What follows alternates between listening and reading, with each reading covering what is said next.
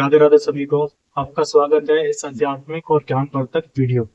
आज हम श्रीमद् भगवत गीता के प्रथम अध्याय के 35वें श्लोक को सरल हिंदी भाषा में समझेंगे और जानेंगे कि अर्जुन क्यों कहते हैं कि वे तीनों लोकों के राज्य के लिए भी अपने स्वजनों को मारना नहीं चाहते। ये श्लोक अर्जुन के मन में चल रहे गहरे मोह, करुणा और धर्म संकट को और स्पष्ट करता है। पिछले श्लोक में अर्जुन ने युद्ध भूमि में खड़े अपने गुरुजनों, पितामहों, पुत्रों, मामा, ससुर, पौत्रों और अन्य संबंधियों को देखा था। अब उनका मन और अधिक विचलित हो गया है। वे श्री कृष्ण से कहते हैं, तदान हन्तु मिच्छामि धन्योऽपि मधुसूदन अपि त्रिलोक राज्यस्य हेतु किंतु नु मही कृते। अर्थात हे मधुसूदन, मैं इन लोगों को मारना नहीं चाहता, चाहे वे मुझे मार ही क्यों न डाले। तीनों लोगों के राज्य के लिए मैं भी इनका वध नहीं करना चाहता, फिर केवल पृथ्वी के राज्य के लिए तो इनका करना और भी अनुचित है। दोस्तों, इस श्लोक में अर्जुन की भावनाओं की तीव्रता अपने चरम पर दिखाई देती है। वे केवल ये नहीं कह रहे कि मुझे युद्ध अच्छा नहीं लग रहा, बल्कि वे स्पष्ट रूप से कह रहे हैं कि यदि मुझे पूरी पृथ्वी का राज्य भी मिल जाए, तब भी मैं अपने प्रियजनों की हत्या करके ऐसा राज्य प्राप्त नहीं करना चाहता। और यदि तीनों लोगों का राज्य भी मिल जाए, तब भी वे अपने स्वजनों को मारना स्वीकार नहीं करेंगे। ये बात अर्जुन के मन में रिश्तों और जीवन के मूल्य को दर्शाती है। उनके लिए सत्ता, धन, राज्य से अधिक महत्वपूर्ण उनके अपने लोग हैं। आज हम इस श्लोक को केवल युद्ध की परिस्थिति में ना देखकर अपने जीवन से जोड़कर समझने का प्रयास करेंगे। हम सभी के जीवन में ऐसी इच्छाएं होती हैं जिन्हें पूरे करने के लिए हम मेहनत करते हैं। कोई धन चाहता है, कोई पद, कोई व्यवसाय में सफलता, तो कोई प्रसिद्ध प्रसिद्ध कोई घर और कोई सम्मान। लेकिन गीता का ये श्लोक हमें एक बहुत महत्वपूर्ण प्रश्न पूछने के लिए प्रेरित करता है।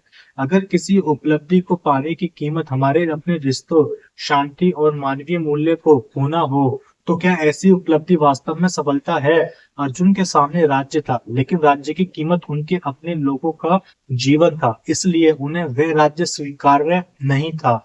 ये दृष्टिकोण आज के समय में भी बहुत महत्वपूर्ण है।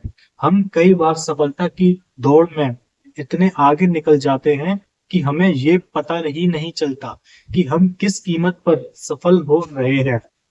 हम अधिक धन कमाने के लिए परिवार को समय नहीं देते, पद पाने के लिए रिश्तों में तनाव पैदा करते हैं, दूसरों से आगे निकलने के लिए अपने मित्रों और सहयोगियों को पीछे छोड़ देते हैं। अंत में जब सफलता मिलती है, तब हम पाते हैं कि हमारे पास उपलब्धियां तो हैं, लेकिन उन्हें बांटने के लिए समय, प्रेम और अपनापन कम हो गया है। अर्जुन का यह प्रश्न हमें रोककर सोचने के लिए कहता है कि आखिर हम किसके लिए और क्यों दौड़ रहे हैं। दोस्तों, ये एक बहुत महत्वपूर्ण बात समझना जरूरी है। अर्जुन का अपने स्वजनों को मारने से इनकार करना उनकी करुणा को दिखाता है, लेकिन गीता आगे यह भी समझाती है कि केवल करुणा के आधार पर लिया गया निर्णय हमेशा धर्म संगत नहीं होता। कई बार हमें ऐसी परिस्थितियों का सामना करना पड़ता है जहां सही काम कठिन होता है। यदि किसी व्यक्ति का अपना करीबी गलत काम कर रहा हो, तो क्या केवल रिश्तों के कारण हम उसका साथ दें? यदि कोई प्रिय व्यक्ति गलत रास्ते पर जा रहा हो, तो क्या प्रेम के नाम पर उसकी गलती को स्वीकार कर लेना सही है? नहीं। सच्चा प्रेम व्यक्ति के कल्याण की इच्छा करता है और कभी-कभी उसे सही मार्ग दिखाने के लिए कठोर निर्णय भी लेना पड़ता है। यही वह जगह है जहां प्रेम और मोह के बीच अंतर समझना आवश्यक है। प्रेम में व्यक्ति के वास्तविक कल्याण की भावना होती है, जबकि मोह में हम अपने लगाव के कारण सत्य को देखने में असमर्थ हो सकते हैं। अर्जुन के भीतर प्रेम और करुणा है, लेकिन साथ ही मोह भी रहा है। उन्हें युद्ध के परिणाम में अपने प्रियजनों का विनाश दिखाई दे रहा है और इस कारण वे अपने कर्तव्य से पीछे हटना चाहते हैं। भगवान श्री कृष्ण का उद्देश्य आगे चलकर अर्जुन को यह समझाना है कि जीवन में निर्णय केवल भावनाओं के आधार पर नहीं, बल्कि धर्म और विवेक के आधार पर किए जाने चाहिए। अब जरा कल्पना कीजिए कि यदि अर्जुन केवल राज्य के लालच में युद्ध करना चाहते हैं तो उनकी स्थिति कैसी होती। शायद उन्हें अपने सामने खड़े लोगों की चिंता नहीं होती, लेकिन अर्जुन के मन में राज्य से अधिक अपने रिश्तों का महत्व था। यह एक सकारात्मक मानवीय गुण है, लेकिन दूसरी ओर यदि वे अपने व्यक्तिगत मोह के कारण अपने कर्तव्य को पूरी तरह छोड़ देते हैं तो क्या वह उचित होता। यही प्रश्न पूरी गीता के संवाद का आधार बनता है। इसलिए ये श्लोक हमें ये नहीं सिखाता कि हर परिस्थिति में संघर्ष से बचना चाहिए, बल्कि यह हमें सिखाता है कि संघर्ष के बीच अपने मन की स्थिति को समझना जरूरी है। हमें ये पहचानना चाहिए कि हमारा निर्णय प्रेम से आ रहा है या भय से, करुणा से आ रहा है या मोह से, कर्तव्य से आ रहा है या स्वार्थ से। दोस्तों, जीवन में कई बार हम भी अर्जुन की तरह कहते हैं, मैं ये नहीं कर सकता क्योंकि सामने मेरा अपना व्यक्ति है।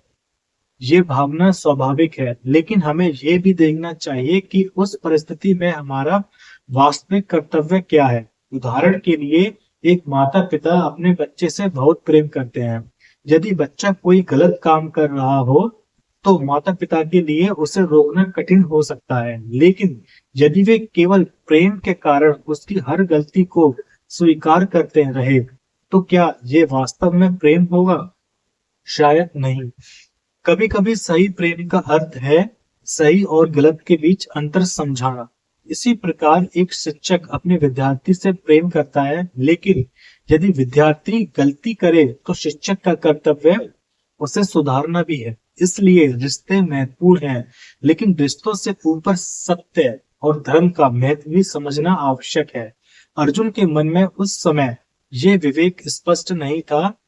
वे परिणाम को अपने व्यक्तिगत दृष्टिकोण से देख रहे थे। उन्हें अपने प्रियजनों का वध दिखाई दे रहा था और उसी कारण उनका मन युद्ध से हट रहा था। लेकिन श्री कृष्ण आगे उन्हें एक व्यापक दृष्टि प्रदान करेंगे। दोस्तों, इस श्लोक का एक और गहरा संदेश है, हर बड़ी उपलब्धि अपने आप में महान नहीं होती। उपलब्धि का मूल्य इस बात से तय होता है कि उसे प्राप्त करने का मार्ग कैसा था और उसके पीछे हमारा उद्देश्य क्या था। यदि कोई व्यक्ति धन कमाता है लेकिन उस धन के लिए अपने सारे नैतिक मूल्य खो देता है, तो क्या वह वास्तव में सफल है? यदि कोई व्यक्ति बहुत प्रसिद्ध हो जाता है लेकिन अपने परिवार और अपने भीतर की शांति खो देता है, तो क्या वह पूर्ण सफलता है? यदि कोई व्यक्ति दूसरों को गिराकर ऊपर पहुंचता है, तो क्या उसकी ऊंचाई वास्तव में सम्मान के योग्य है? गीता हमें भारी उपलब्धि से आगे देखने की प्रेरणा देती है। अर्जुन कहते हैं, तीनों लोगों का राज्य भी अपने लोगों की हत्या के बदले स्वीकार नहीं है। इसका अर्थ है कि उनके लिए जीवन और संबंधों का मूल्य भौतिक संपत्ति से नहीं कहीं अधिक है। ये सोच आज के समय में बहुत आवश्यक है। जब हम अक्सर सफलता को केवल पैसा, पद और प्रसिद्ध से मापने लगते हैं, हमें अपने बच्चों को भी ये सिखाना चाहिए कि जीवन में सफल होना जरूरी है, लेकिन अच्छा इंसान बने रहना उससे भी अधिक जरूरी है। दोस्तों, श्लोक 35 को समझते समय अर्जुन के मन की एक और स्थिति दिखाई देती है। वे भविष्य की कल्पना कर रहे हैं।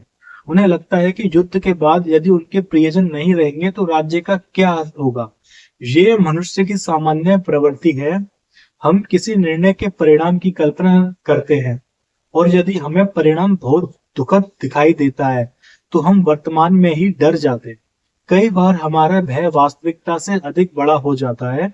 अर्जुन भी युद्ध के परिणामों को लेकर अत्यंत चिंतित थे।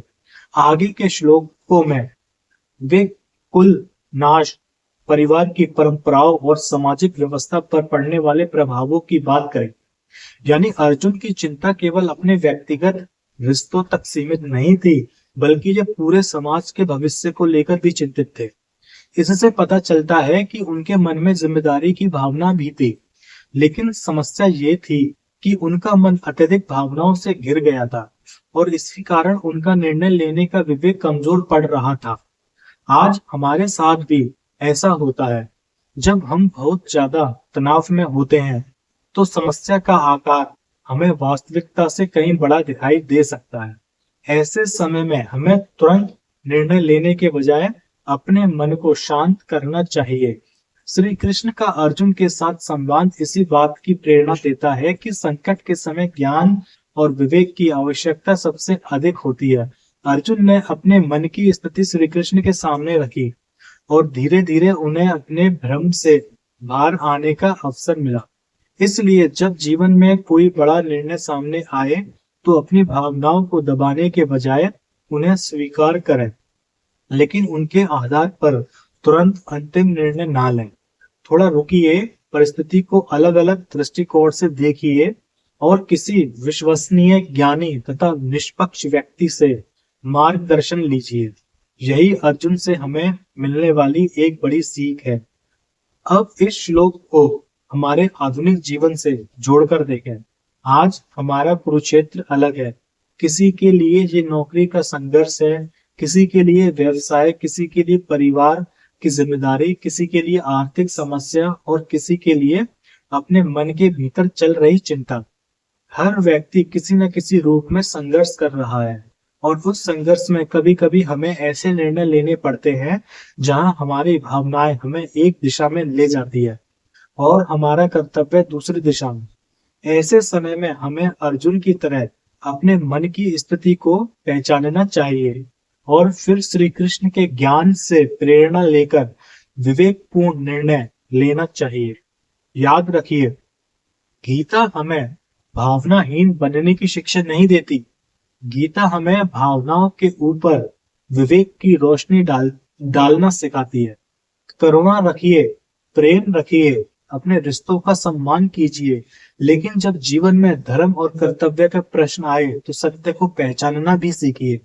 अर्जुन का ये कहना है, तीनों लोगों का राज्य भी मुझे स्वीकार नहीं, हमें ये याद दिलाता है कि भौतिक उपलब्धियों की एक सीमा होती है। धन और राज्य बाहर की वस्तुएं हैं, लेकिन संतोष और शांति भीतर की अवस्थाएं हैं।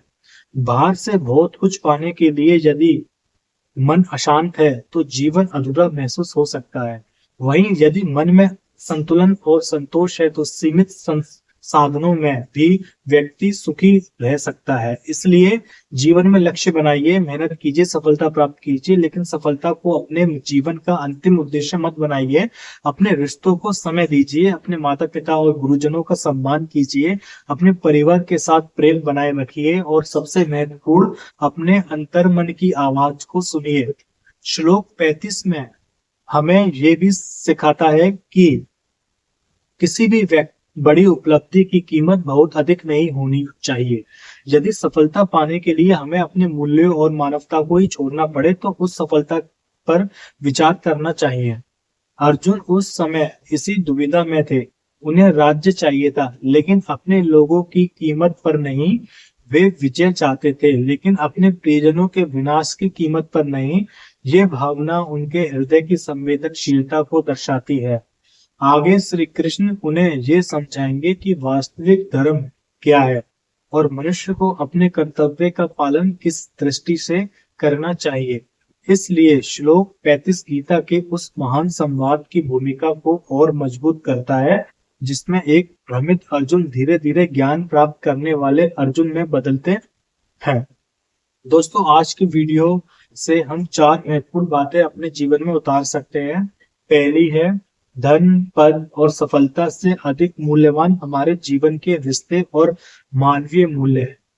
दूसरी, प्रेम और करुणा जरूरी है, लेकिन मोह के कारण अपने विवेक को खोना उचित नहीं। तीसरी, कठिन निर्णयों में भावनाओं के साथ साथ कर्तव्य और सत्य को भी देखना चाहिए। और चौथी, जब मन भ्रमित हो तो सही ज्ञान और मार्गदर्शन प्राप्त करना चाहिए। यही इस श्लोक का सरल और गहरा संदेश है। अर्जुन कहते हैं कि उन्हें अपने स्वजनों को मारकर राज्य नहीं चाहिए, चाहे वह राज्य कितना ही बड़ा क्यों ना हो। इस भावना में हमें ये प्रश्न मिलता है कि हमारे जीवन की सबसे बड़ी प्राथमिकता क्या है।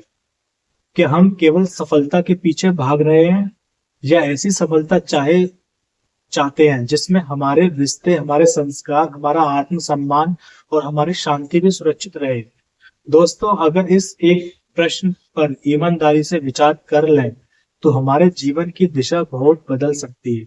इसलिए आज से जब भी आप कोई बड़ा लक्ष्य बनाइए, स्वयं से एक प्रश्न जरूर पूछिए, मैं ये क्यों चाहता हूँ और इसे पाने की कीमत क्या है। यदि आपका लक्ष्य आपके जीवन और दूसरों के जीवन में सकारात्मकता, विकास और शांति लाता है तो पूरे मन से आगे बढ़िए। लेकिन यदि कोई लक्ष्य आपको अपने मूल्य और प्रियजनों से दूर कर रहा है तो एक बार रुक कर विचार कीजिए। यही गीता की दृष्टि है। कर्म कीजिए लेकिन जागरूक होकर, सफलता पाइए लेकिन विवेक के साथ, प्रेम कीजिए लेकिन मोह में अंधे होकर नहीं।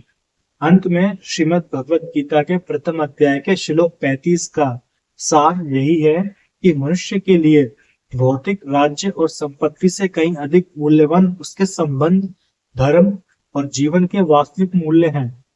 लेकिन सही निर्णय लेने के लिए केवल भावना पर्याप्त नहीं, बल्कि ज्ञान और विवेक भी आवश्यक है। अर्जुन की यह दुविधा आगे चलकर श्री कृष्ण के अमर ज्ञान का कारण बनती है। इसलिए यदि आप आज आपके जीवन में भी कोई ऐसी परिस्थिति है जहां मन और कर्तव्य के बीच संघर्ष चल रहा है तो घबराइए मत। अपने मन को शांत कीजिए, सत्य को समझने का प्रयास कीजिए और सही मार्गदर्शन प्राप्त कीजिए। याद रखिए, जीवन का हर कुरुक्षेत्र हमें कुछ सिखाने आता है और हर कठिन प्रश्न हमें अपने भीतर के ज्ञान की ओर ले जा सकता है। यदि आपको ये वीडियो पसंद आया हो तो वीडियो को लाइक करें, शेयर करें और चैनल को सब्सक्राइब जरूर करें। कमेंट में लिखें, हे श्री कृष्ण, मुझे मोह से ऊपर उठकर सही निर्णय लेने की शक्ति दीजिए। अगले वीडियो में हम श्रीमद् भगवत गीता के अगले श्लोक को सरल हिंदी में समझेंगे। तब तक अपने रिश्तों का सम्मान कीजिए, अपने कर्तव्य को पहचानिए और श्री कृष्ण के ज्ञान को अपने जीवन में उतारने का प्रयास कीजिए। जय श्री कृष्ण। राधे राधे सभी।